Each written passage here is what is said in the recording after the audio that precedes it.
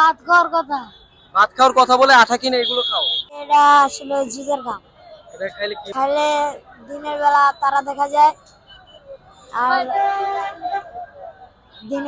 রাত বেলা আমি সূর্য হাতে নেই, দিনের বেলা চাঁদ হাতে নেই, তারপর দিনের বেলা চাঁদ দেখি। তোমাদের বাড়ি কোথায়? আমাদের বাড়ি নাই। তোমার বাড়ি কোথায়?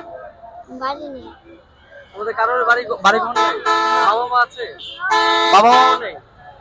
তুমি এসেছো কোথা থেকে এসেছো এখানে? বাড়ি আছে চরে। কেরানীগঞ্জে কেন তোমরা? এদিকে থাকি। এগুলো যে খাচ্ছ, এই আঠা কিনছো, টাকা পাও কই থেকে? চাই, চাই। মানুষের থেকে চেয়ে চেয়ে নাও?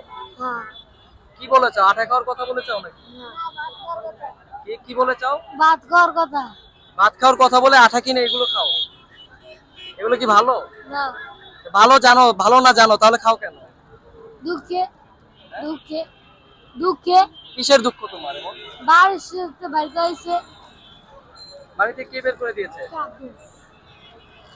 কে বের করে দিয়েছে বাড়ি থেকে? মা বাবা। কেন বের করলো? এই যে রাস্তায় বেশিরভাগ ঘুরে দেখা। আপনারা দেখতে পাচ্ছেন খুব অল্প বয়সী, তারা হয়তোবা বয়স 10-12 বছর হবে প্রত্যেকের। তারা কিন্তু আসলে কদমতলী গোল চত্বর, কেরানীগঞ্জের যে প্রাণ কেন্দ্র, এই কদমতলী গোল চত্বরে মাদক সেবন করছেন। তারা যেমনটি জানাচ্ছিলেন যে মানুষের কাছ থেকে ভাত খাওয়ার জন্য টাকা চেয়ে আসলে এই মাদকের যোগান তারা নেয়।